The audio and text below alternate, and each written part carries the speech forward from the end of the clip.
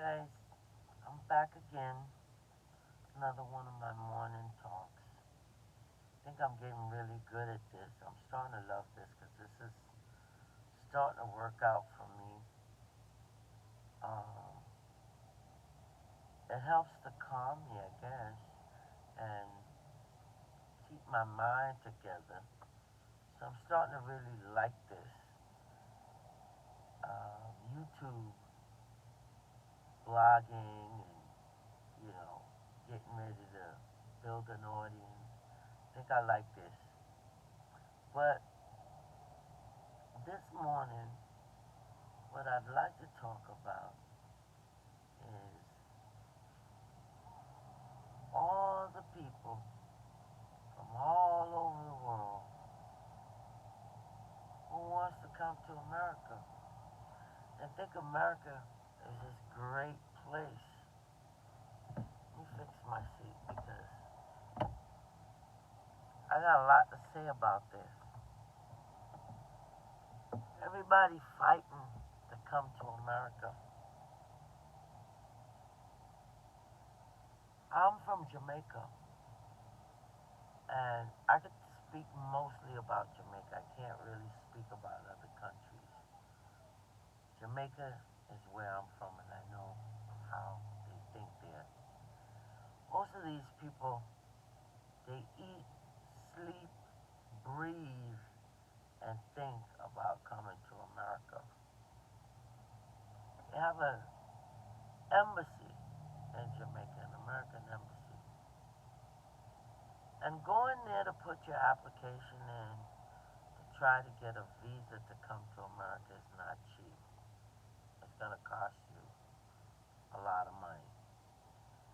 And people have gone to these embassies time and time and time again. Now, mark you, these are the same people that are screaming broke and hungry and poverty, but yet still they'll spend anywhere from 16 upwards to $25,000 to go and apply for a visa, only to hear the embassy tell them no, that they're denied. And they go back again, and they try again, and they keep trying, and they keep trying. You have some people who never stop trying. And I'm not telling these people not to continue to try. But what I am telling everyone is that these embassies that you go to put an application in to travel to other countries, to get a visa to go to other countries, is a money making scheme. And they have a list of how many people they're gonna allow in each year. They can't exceed those numbers. And not only can they not exceed those numbers, those people that they approve have to have certain qualifications, have to answer certain questions the correct way. And even at some point in time, even if you did apply and you did answer the questions in the correct way and they were supposed to approve you, you have some of these officers that are interviewing you that, for whatever reason, may not like you and disapprove you anyway and say on to the next one. You understand? So, coming to America, there's a price to pay to get here. It's not free, it's a business. And I want you guys to also know that as a Jamaican, or as a foreigner, not even a Jamaican, but as a foreigner, you can buy a green card to America. It'll cost you over $1 million to buy one. Yes, you can buy one. If you're a thriving business person and have that kind of American dollars, you could skip all the other steps and just go straight ahead and buy yourself a green card to come to America if it's that important to you. Then there's another way to get a green card. They do a lottery once every so many years. They kick a lottery where you can go and submit an application, and if your number gets picked, then you win a green card. But saying this to say that all these ways of getting a green card or getting a visa to come to America, all that's irrelevant, and all that is just pure insanity. You may ask, how did I get here? I've been here since I was 7 years old. So, and I didn't come here on my own. My parents brought me here. Well, not my parents, but my father brought me here. So, what I'm getting ready to say doesn't apply to me only because I didn't go through that same gateway to get to America. My gateway was a little bit different. But the people who are trying to get here now that are adults and are spending all this money going through an embassy only to hear that they're denied and they can't get this visa or they can't get the travel permit or whatever it is that they're trying to look to get here. It's not that serious here.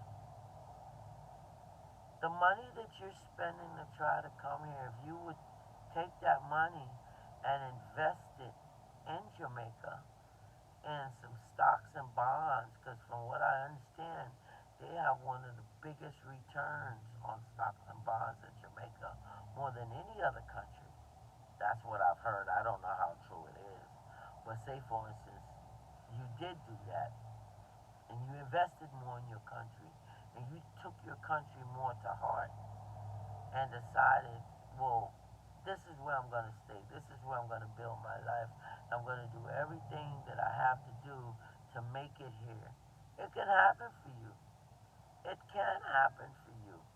Everything is a mindset. So as he thinketh, so is he. So if you're thinking big things and have big thoughts and have big plans, it will work for you. It might not be an overnight sensation or overnight thing where, oh yeah, I thought about being rich or I thought about owning property or I thought about investing in this and it happened overnight, I'm rich now. No, it's a process and the process is painful.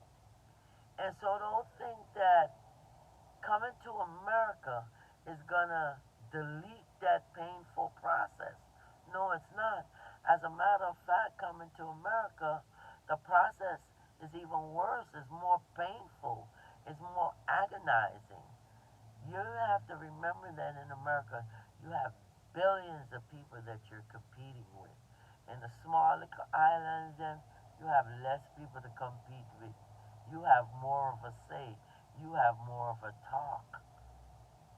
So, I've seen people in this country or here, and they do things to try to make it.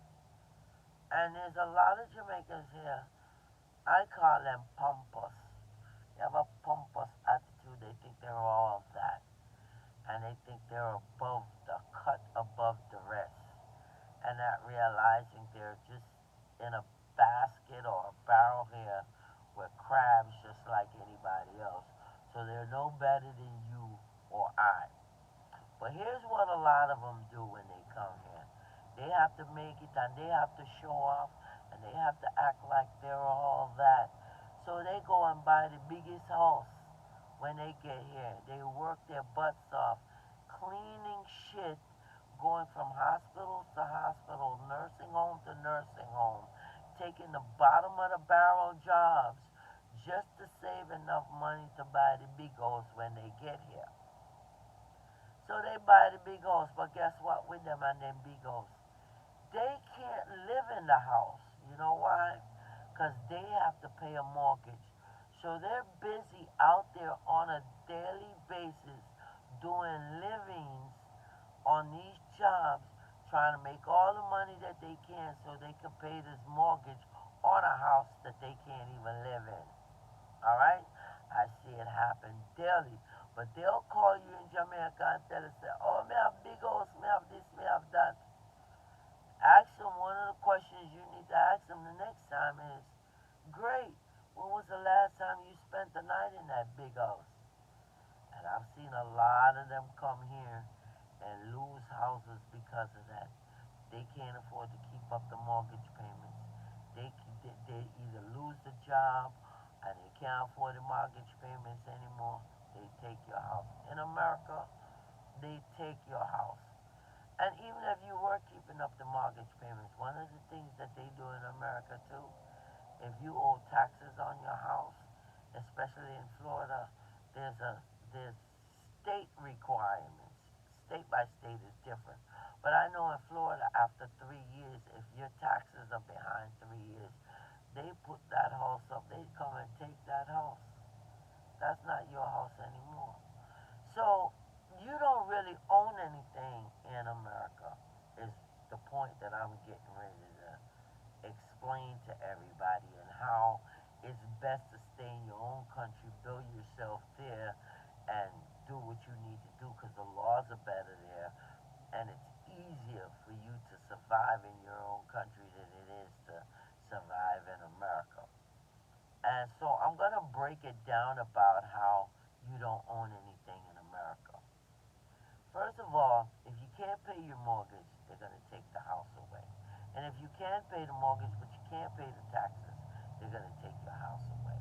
So either way, you're between a rock and a hard spot. You damned if you do and you damned if you don't. So you better be constantly making that money on a daily basis to be able to pay the mortgage and to pay for the home. So you can have a house for 20, 30, 40 years paying into a mortgage, paying into a mortgage, and the day that you become sick or the day that you lose that job that you cannot afford to pay that mortgage anymore, that's the day that you lose that house. Or the day that you decide, oh, I don't want to go to work today because I'm tired. That's the day that you don't eat, and that's the day that you're short on your mortgage. So that's one thing. Next thing I want to say, even cars, when you own cars in America, you better keep that shit licensed and insured too. And then you also have to be careful who you're driving in the car with, because here's the key thing. If you're driving in a car and somebody has drugs in there with on them in the car with you, or have an illegal firearm, or even nowadays I'm assuming even if you have an illegal in the car with you, you're going to be screwed, because once they stop you and they do a search and they find anything illegal or something is going on, they take the car. So it doesn't matter if your car is paid off for or if your car still has a note on there. They don't care about that. They take it. They put that into the police possession, and then next thing they do with that, they sell your vehicle. Irregardless, bank owned or not bank owned, they don't give a shit.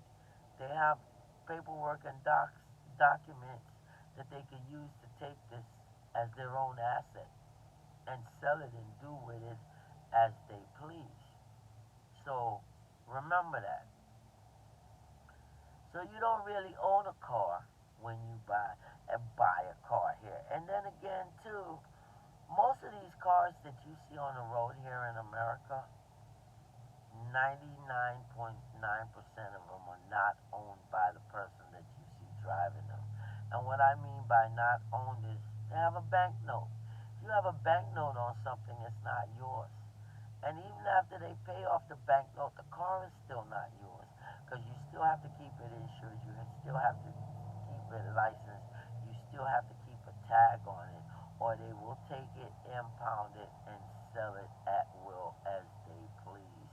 If you don't come back with the proper documentation in time to show, okay, I went and got insurance, I went and got it licensed, I went and got the tags renewed, all that. So all that involved. So America is not free. America gives you a false sense of freedom. It gives you a false sense of ownership, and it gives you a false sense of, say, so freedom, ownership, and security. security. They gives you a false sense of security. But let me tell you about the security part. America is one of the most evil countries that you can find.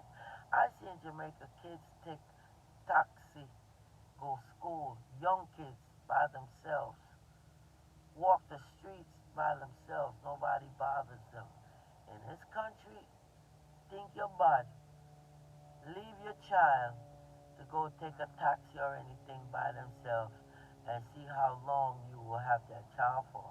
Next thing you know, that child's been raped, kidnapped, mutilated, raped, and mutilated. Next thing you find your child unalive. So try that in this country. But then you think, oh, I want to make it to America. No, when you make it to America and you have your children, one of the things that you have to secure is your child. I see a lot of people lose their kids or things happen to their kids and they go to screaming and crying and carrying on and, oh, my kid this, my kid that. Where were you? Where were you as a parent? I didn't start letting my daughter jump on a bus by herself until she was about 18 years old. Call me overprotected if you want, but I had to make sure that she was able to handle herself just in case she ran into a predator. So it took me 18 years to feel secure that she would not make a bad move if she saw a predator and think that they were her friends. Alright? So that's why my daughter is still with me to this day. I feel sorry for people who have lost their children in the past behind that, but hey, one of the things that you got to think about is where were you? Where were you? You know? All right. So I like to rant about a lot of stuff. So the security part. You're not secure here. You have to be afraid that you make the wrong call to the police, and instead of you being the person who's calling for help, you become the victim, and you can also become unalive. I've seen incidences where that's happened, or incidences where people are calling, oh, I need you to do a welfare check on such and such, or I need you to go over and see that such and such is secure, and such become unalive because the cops make the wrong decisions. And the reason why they make the wrong decisions, just in case you didn't know, a lot of these cops are afraid of black people. So the slightest little bad move that you make, they think that you're coming for them and they're gonna kill you. They're gonna unalive you. Remember, me tell you that too. So maybe this is one thing you need to think about staying in your own country. Because I know in Jamaica, I've been down there and I've had confrontations with the cops. They don't do nothing. Up here, you have a confrontation with them. They disorderly conduct. They lock you up, put you in jail because they feel like they're above the law and you can't say anything. Anything you say, they can use that to imprison you and imprison you too for a long time. They've got the disorderly conduct. They'll throw that on you in a minute. You understand? If you're trying to fight them verbally, that's their loophole. So it's crazy here. So all these people that's trying to come here, if I could give all you guys a visa to come here, I would. I would gladly give you guys visa so you guys could come here and see what this place is really like. And money doesn't fall off of any tree here. If you don't work, you don't eat. The day you decide that you don't want to work here is that is the same day that you're not gonna have a meal. It's just that simple. You can't go into somebody's backyard and pick their fruits. You go to jail. As a matter of fact, most people don't even talk to people here.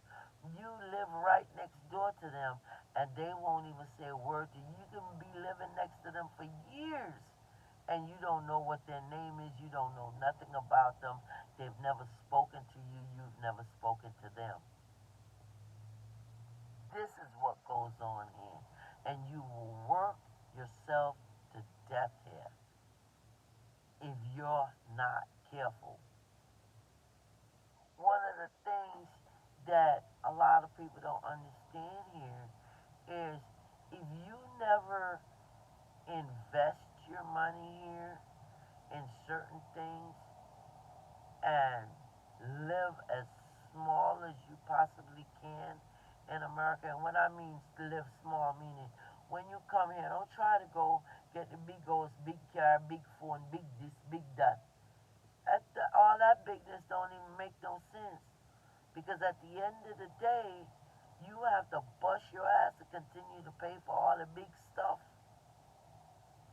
Like I told you before, people have bought homes here that they can't even live in. Other people are enjoy their house. Other people living in their house because they are working like a slave to pay for what they need or what they want because they really don't need it. When my daughter leave for work in the morning, we always have this joke. She always say, "Mommy, I can't be late. I gotta go make sure I catch that slave ship." Because that's what it is. You gotta get up every day, be on time, trying to make sure you catch that slave ship. Because if you don't catch that slave ship, you're out of luck. So there's nothing here in America that's free. Nothing is free. So when you come here, live as small as you can and save your money and take that same money that you're going to save. My suggestion, and I'm not a financial advisor, here it is again, I have to quote this. That money that you're going to save, you may want to use that money and invest in your own country because eventually we all going to have to leave here. We're all going to have to leave here. You know why we're going to have to leave here? Not because of Donald Trump and his threats about deporting immigrants and da da da da. Because I don't really think he can deport too many immigrants because the more immigrants he deports, the more this country's going to fall into a decline. And what I mean by that is who's going to be here to do the farming? Who's going to be here to work in the hospitals and clean all that shit? Who's going to be here to take care of the elderly? And who's going to be here to do the grunge jobs that these Americans don't want to do? And if we all moved out of America, all of us, and left America to Americans, what do you think will happen to America? Nothing at all. They will just decline, and this place will become like another Stone Age type country where there's nothing going on. Poverty, you would see the amount of poverty that sweeps this country. So, back to me explaining why you will eventually have to leave here anyway. The kind of work that I do, I have people crying over the phone all the time. You know why they're crying? They're crying because when they realize that their social security check is only 1,200, most of the people that I talk to, their social security check, the highest I've ever seen a social security check, to be honest with you, is 2,000. But the average is 1,500. It's sorry, the average is 1,200, and below that, I've seen people got 800, 900, 700 a month. And a lot of people don't realize in this country that they think, oh, I'm going to retire, I'm going to have Medicaid, not Medicaid, but Medicare, and they think Medicare is free. No, it's not. Medicare is going to charge you $170 something a month, Part B. And so when they realize that this money is taken from their 800 or $900 or $1,200 Social Security check every month before they can actually get the money, they start to cry that they can't afford anything. Of course, you can't afford anything. There's nothing that you can afford here. So if you, this is 2025 now. So if the average check right now is 1,200 a month, but the average rent on an apartment on a two-bedroom or one-bedroom apartment is way above $1,200. How do you think, as a single person, or even if you were married and went into retirement with your spouse, how do you think you're going to survive? You would have to constantly worry about drinking, well, not drinking, but buying yourself a cup of coffee every day if you're a coffee drinker like myself. You'll never survive in this country. So you're going to have to think outside the box and think about going back home. Think about building in your own country. And this is the conversation for the people that's just coming, the younger generation. The older ones, they've figured it out already, or have moved on, or are stuck here with nothing and living off of their children because they have nothing to get. So their little $1,200 check, their children is taking care of them. Oh, mom, pop, come stay with me. I'll pay all the rent or pay the mortgage. You just stay with me. Give me some of your $1,200 check. I'll pay the lights, the water, do certain fixtures to the house, whatever arrangements they're on. But if you're single, or even if you have a spouse and you don't have nothing or no one to fall back on, you can't retire here. This is not the place for you. If you're from another country, you have options. Go back home. Spend your money there. You should have already built a house there, or have started building a house, or had one there before you left. A lot of people don't realize. America talk about Mexico and about the illegals coming across the border and all this stuff. But what they fail to tell the Americans is that there are tons of Americans living in Mexico illegally that don't have papers to be in Mexico, that have piled up in Mexico, living off of their $1,200 US check a month because it's cheaper for them to live in Mexico than to live in the United States. They can live and have a real life in Mexico. The only problem would be their health care. They can always come back across the border and go to the doctor. They have Medicare, right? They have Medicare. They're United States citizens. They can stay out of the country as long as they want. Come back, use their Medicare, go back to Mexico, act like ain't nothing ever happened. America do not tell these people the amount of illegal Americans who are living in Mexico because they cannot afford to live in the United States after they retire. America won't talk about that. When you bring that subject up, no one talks about that. So, living in America, live smart. Invest your money back into your own country. Don't get the hype here because the hype is not going to do nothing for you other than leave you broke. If my family had explained this all to me before, because I was trying to do what they do, buy the big horse, buy the big car, buy the big this, buy the big that, until I learned on my own that all that shit was unnecessary. I built a house in Jamaica. Somebody asked me, "Oh, you're building your dream house." Dream house. Dream house. The dream died years ago. I'm just building a house so that I can have some place to go to retire where I can afford to have a cup of coffee. where I don't have to worry about every dollar that I spend. Dream house. What goddamn dream house?